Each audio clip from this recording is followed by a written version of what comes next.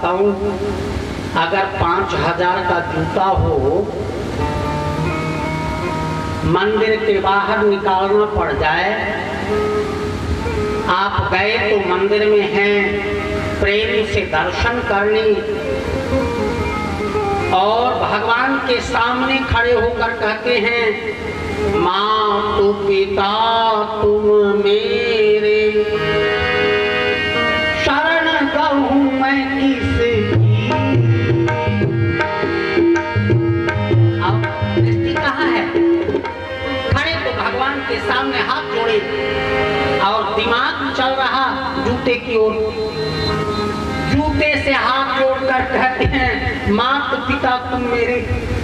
अरे काहे को जूता ले आते हो? कम से कम मंदिर में आए तो मंदिर के नियमों का ही पालन करें। तो मैं ये चाहता हूँ कि आप सभी अच्छे श्रोता हैं। कल से बाहर की ओर एक बाल्टी जल रख दिया जाए। जो भी श्रोता आवे वो अपना हाथ धो के अपने उपानह का परित्याग करके प्रेम पूर्वक जमीन पर बैठे। जिनको अड़चन होती है वही कुर्सी पर बैठे। सूत जी कहते हैं, वैसे कोई बात नहीं है, मेरा यजमान भी अपने अलग आसन पर बैठता है। माता जी अपनी एक पीढ़ी लिए घूमती हैं। हाँ, क्योंकि भाई पैरों में कुछ अड़चन है, गठिया है, बैठ नहीं पाती बेचारी। यदि हृदय को ठेस लगी हो तो क्षमा चाहता हूँ। मन गोविंद गोविंद गाइए, मन राधे गोपाल कृष्ण गाइए। मन गोविंद गाइए, मन गोविंद गाइए, राधे गोपाल कृष्ण गाइए। मन गोविंद गाइए, मन राधे गोपाल कृष्ण गाइए। ओ मन गोविंद गाइए, ओ मन गोविंद गाइए, ओ मन राधे गोपाल कृष्ण गाइए। मन गिरधारी गाइए, ओ मन गिरधारी गाइए। मन जसोदा के लाल को बुलाइए। ओ मन यशोदा के लाल को बुलाइए। मन गिरधारी गाइए, ओ मन गिरधारी गाइए। मन यशोदा के लाल को बुलाइए। मन यशोदा के लाल को बुलाइए। मन गोविंद गाइए, मन राधे गोपाल कृष्ण गाइए। मन गोविंद गाइए, ओ मन गोविंद गाइए। मन राधे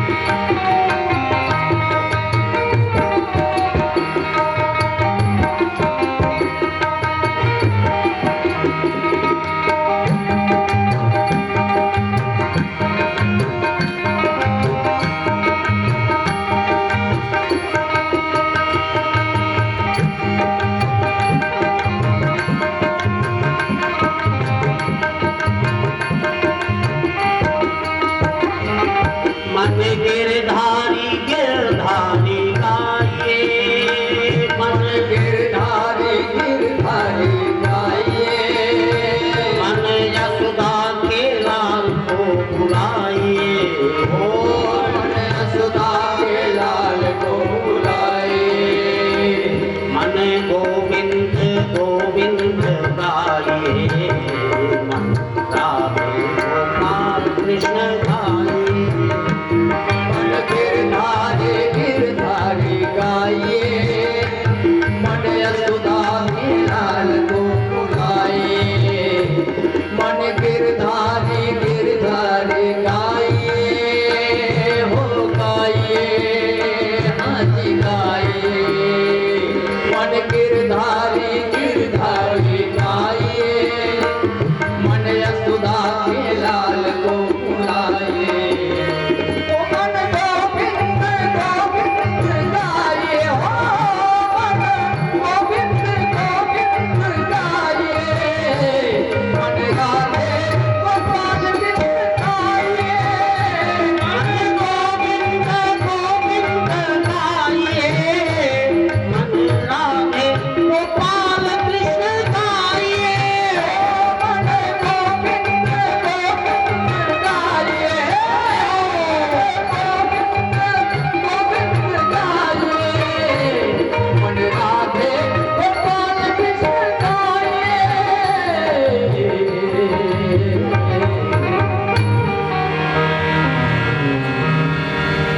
कि ज्ञान और वैराग्य दोनों प्रबुद्ध होकर खड़े हो गए और भक्ति महारानी नाचने लगी।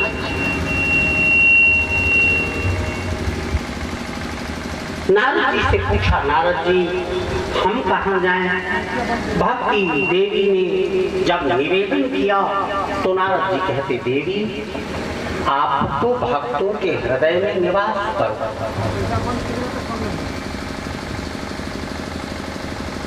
सूत जी से शौनक आदि ऋषियों ने प्रश्न किया, ऋषियों प्रश्न करो। सूत जी ने कहा, आप लोग पूछिए ना। अब पूछा कि ये भागवत कथा क्या क्या करती है।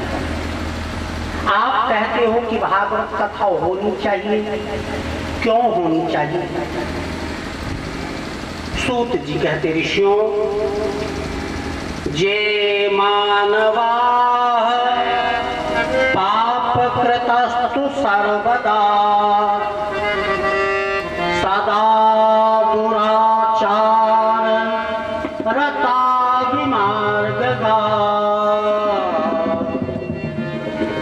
क्रोधाग्निदग्धा कुटिला कामिनः सप्ताह यज्ञेन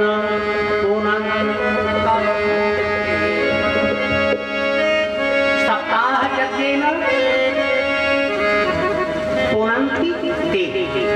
सप्ताह यज्ञ से इन सब के पाप मिट जाते हैं, वो पवित्र हो जाता है, पावन हो जाता है। कौन कौन? जे मानवाः पाप कृतस्तु सर्वदा,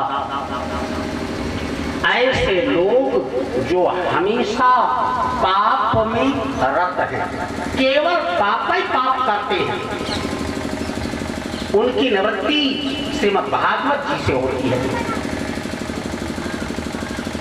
ये मानवाः पाप कृतस्तु सर्वदा और सदा दुराचार रता विमार्गदा, जो हमेशा से दुराचार रत हैं और जिन्होंने अपना रास्ता छोड़ दिया है। और क्रोधाग्निदग्धा, जो हमेशा क्रोध में रहते हैं, क्योंकि क्रोध पाप कर्म मूल।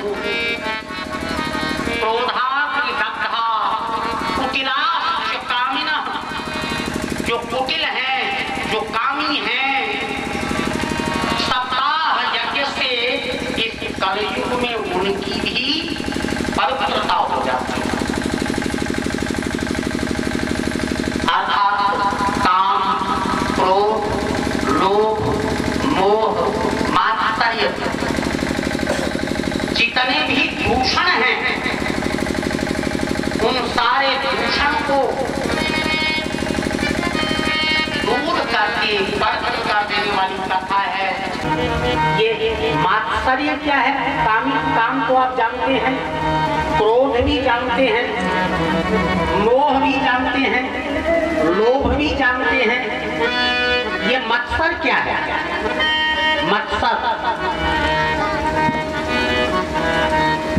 होगा इसका कोई अर्थ, पर मेरे गुरु जी कहते थे बेटा मत्सर माने मच्छर,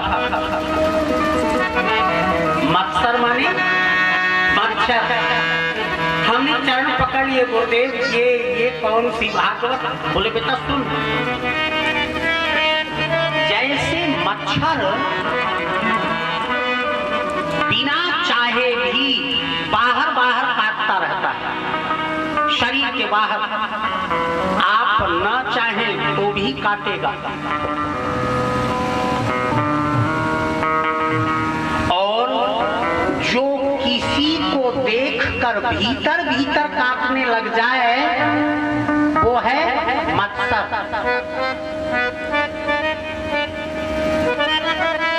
बाहर काटने वाला मच्छर और भीतर काटने वाला मत्सर। अब तो मत्सर का अर्थ समझ गए होंगे, लेकिन ध्यान रहे ये ईर्ष्या और द्वेष से भिन्न है। मत्सर ईर्ष्या नहीं है, मत्सर द्वेष नहीं है। मत्सर केवल इतना कि ये ऐसा क्यों, मैं ऐसा क्यों नहीं, बस। ईर्ष्या तो ये हो जाती है वो बढ़ गया तो उसको घटा लो, मैं बड़ा हो जाऊं। लेकिन मत्सर, गुरु जी की बात आज आई बहुत दिनों पर। उन्होंने कहा था बेटा मत्सर माने मच्छर, मच्छर बाहर काटता है और मत्सर भीतर काटता है। तो जो भीतर काटे, जिसके मन में भीतर काट रहा हो, उनकी भी तृप्ति श्रीमद् भागवत से हो जाती है। कामी, क्रोधी, लोभी, मोही, मात्सर्य, ईर्ष्या, द्वेष, छल, दंभ, पाखंड, इन सारी तरह की आत्माओं की तृप्ति भागवत जी के श्रवण से होती है। सूत कहते कह गए यम ही भागवती वार्ता प्रेत पीड़ा विनाशिनी। ध्यान से कथा को श्रवण करें। यम ही भागवती वार्ता प्रेत पीड़ा विनाशिनी। ये भागवती वार्ता प्रेतों को भी पीड़ा से मुक्त कर देती है। सूत जी ने कह दिया। सूत जी का कहना था कि भागवत कथा से जितना कुछ जड़ चैतन्य है वो सब कुछ पवित्र हो जाता है। एक बात बताऊं, गाने और हंसने के लिए परमात्मा ने मानव शरीर दिया है। ये वृक्ष, ये गाय, ये पशु, ये कुत्ते, ये बिल्ली, ये प्रतीक्षा करते हैं कि कोई सत्संग हो, हम भी बोल पाते। अरे नहीं बोल पाते तो वो मनुष्य के मुंह की ओर देखते हैं कि कम से कम तुम तो बोलो, हमारे कानों तक आवाज आए। इसलिए कृपा करके आप भजन सत्संग में जब जाएं, जब भजन या कीर्तन हो तो खूब जमकर कीर्तन किया कीजिए। इससे सारे तत्वों की तृप्ति होती है। शौनक आदि ऋषियों ने पूछा, सूत जी ऐसा कोई व्याख्यान आपके पास है क्या? सूत जी कहते हाँ है ना।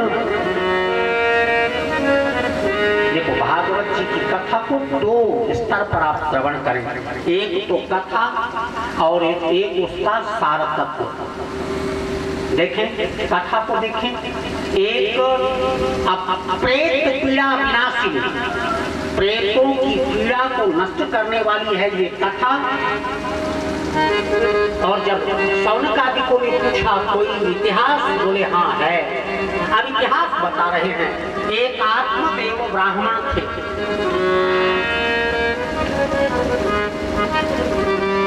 आत्मदेव ब्राह्मण को कोई संतान न थी। और जब आत्मदेव ब्राह्मण की कोई संतान न थी तो घर में जो भी सब्जी ले आते, फल ले आते, वो सूख जाता। कोई गाय ले आते, एक बार बच्चा देकर वो बच्चा देना बंद कर देते। कोई वृक्ष रोपित करते, वो वृक्ष सूख जाता। बहुत दुखी थे। आत्मदेव ब्राह्मण तुंगभद्रा नदी के तट पर आए।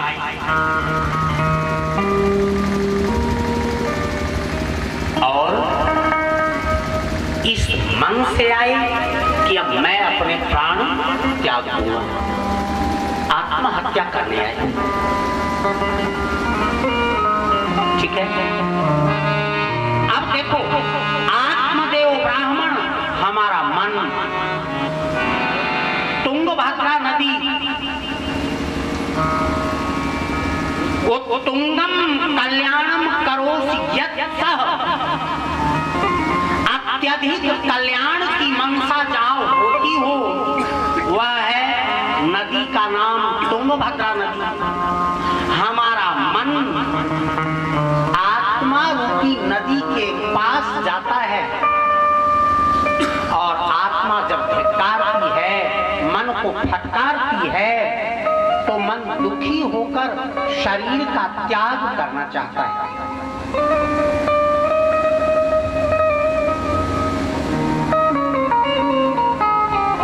दुख में थे, कष्ट में थे आत्मदेव, अपने जीवन का उद्धार कर देना चाहते थे। उसी समय एक संत आ गए और संत आ गए तो उन्हें बात याद आई। सोचने लगे, जाकर संत जी के चरण पकड़ा, निवेदन किया, महाराज अब मैं अपने शरीर का त्याग करूंगा। क्यों? क्योंकि मेरी कोई संतान नहीं। समझाया, देखो संतानें नालायक होती हैं, नालायक हो गई तो जीवन व्यर्थ हो जाएगा। सदकर्म करने वाली संतानें मिल गई तो जीवन बदल जाएगा। सत्संग मिल गया तो समझो जीवन बना। इसलिए आप सत्संग करो, घर जाओ मत। लेकिन आत्मदेव ब्राह्मण को निश्चय कर चुके थे कि जीवन त्याग ही देंगे। उन्होंने कहा महाराज जी बस चुप करो, आप हम आपका प्रवचन सुनने नहीं आए। बेटा दे सकते हो तो दे दो, अन्यथा आप जाओ।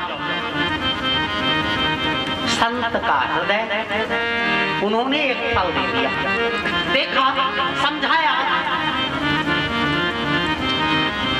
सप्त जन्मावधि पर्यंतम पुत्रम नैव च। देखो तुम्हें 7 जन्मों तक पुत्र प्राप्त नहीं होगा महाराज, आप जाओ। लेकिन जब ब्राह्मण दिगा नहीं तो संत ने कह दिया चलो, एक फल उठाकर दे दिया, इसको ले जाकर अपनी देवी जी को दे देना, उनको कह देना खा लें, ईश्वर की कृपा रही तो एक संतान मिल जाएगी, संतान मिल जाएगी। ब्राह्मण देव लौट कर आए, आत्मदेव लौट कर आए, और जब आत्मदेव जी लौट कर आए तो वापस आकर वो फल अपनी पत्नी को दिया। पत्नी का नाम था धुंधुली। और बता दिया कि देखो देवी, बिना उपानह के भगवान की पूजा करना, बिना कोई चप्पल पहने भगवान का प्रसाद बनाना, रसोई में कभी भी चप्पल पहन के न जाना, किसी को प्रसाद देते समय, परसते समय उपाहन त्याग करना, नियमों का पालन करना, सूर्योदय के पहले उठना आदि आदि। ब्राह्मण प्रसन्न थे, कहीं चले गए। धुंधुली ने सोचा फल भक्षेण गर्भस्यात्, यदि हमने फल खाया तो गर्भ होगा, और गर्भ से क्या होगा? उदर वृद्धि, पेट बड़ा होगा, और जब पेट बड़ा होगा तो गृह कार्यम कथम श्रेय, फिर घर के सारे काम काज कैसे होंगे? किसी ने बगल से धीरे से धुंधुली से कहा, अपनी ननद बुलवा लो। उसने कहा, नाना, सारी ननद चुटकिन होती हैं, सब उठा ले जाएंगी, हम नहीं बुलाएंगे।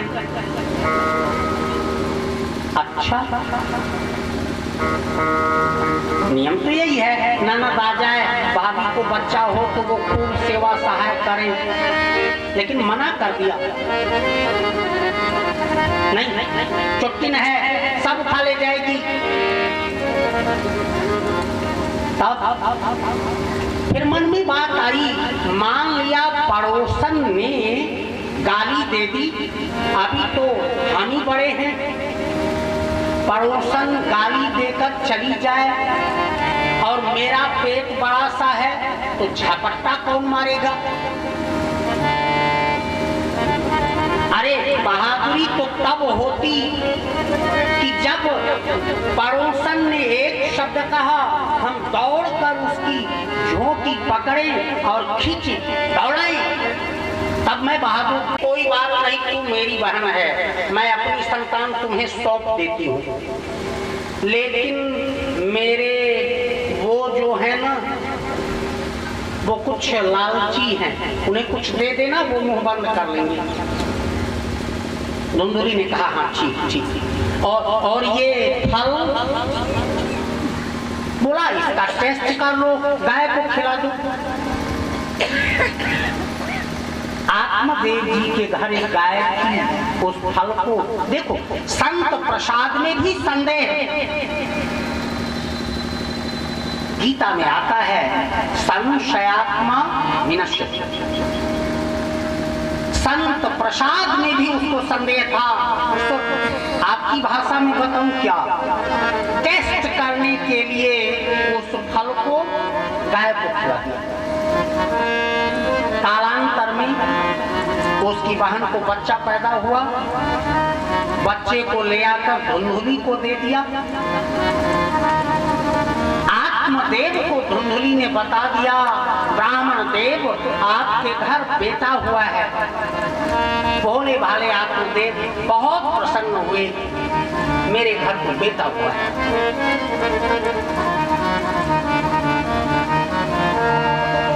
लेकिन देखो, उसी बीच में गाय ने भी 3 महीने के बाद, उसका भी समय काल पूरा हुआ, गाय ने भी एक बच्चा दिया। और जैसे ही बच्चा पैदा हुआ, उसके कान गाय की तरह थे, कनक प्रभ, उसका देह सोने की तरह जगमगा रहा था। अब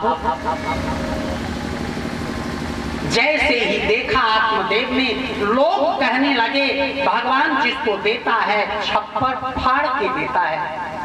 देखो, इस ब्राह्मण के घर कोई संतान नहीं थी और भगवान देने लगे तो इसके घर की गाय भी बच्चा दे रही है। जैसे देखा उसका नामकरण कर दिया, वो कारण। तब आत्मदेव वासुदेव को ध्यान आया कि बड़े वाले का नामकरण नहीं किया, छोटे वाले का पहले कर दिया।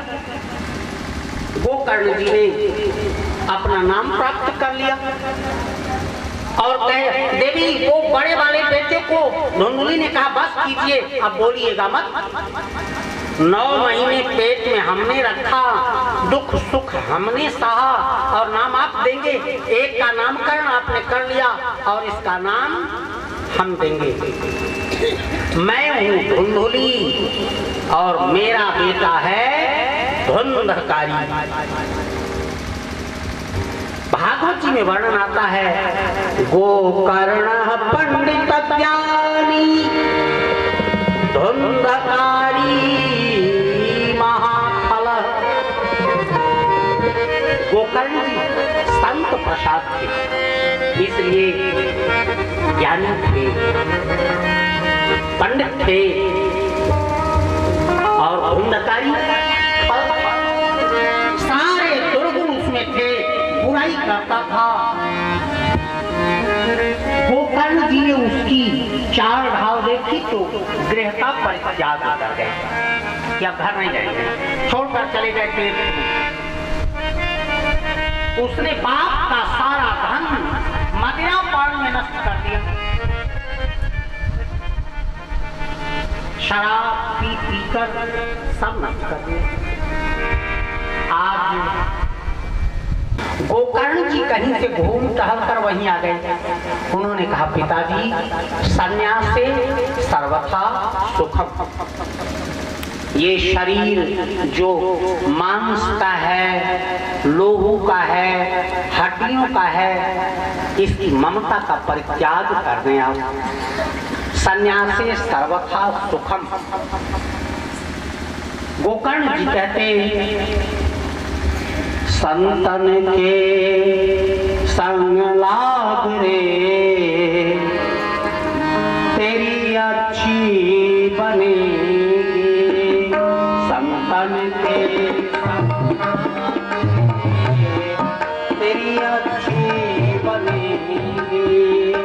संतन के संग लाग रे तेरी अच्छी बनेगी। अच्छी बनेगी तेरी बिगड़ी बनेगी। अच्छी बनेगी तेरी बनेगी। अच्छी बनेगी।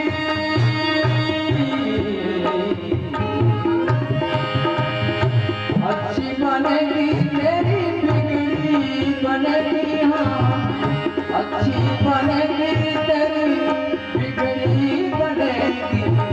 संतन के संग लाने राम तेरी अच्छी बनेगी। राम चलेगी हरे सुमिरन जाओगे तेरी अच्छी बनेगी। अच्छी बनेगी तेरी अच्छी बनेगी। बिगड़ी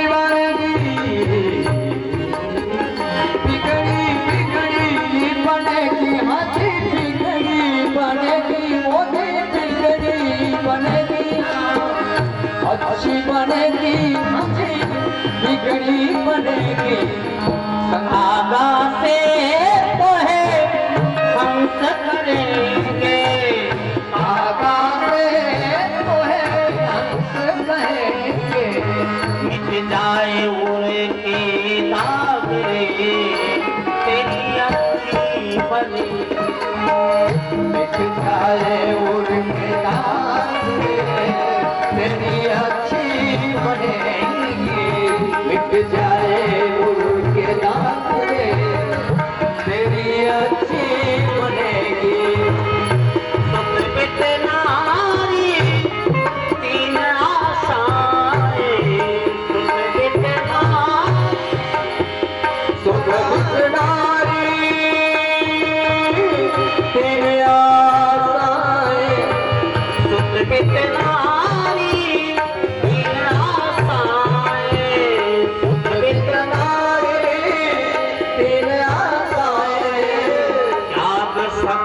तो त्याग रहे तेरी अच्छी बनी। त्याग सको त्याग रहे तेरी अच्छी बनेगी। त्यागन के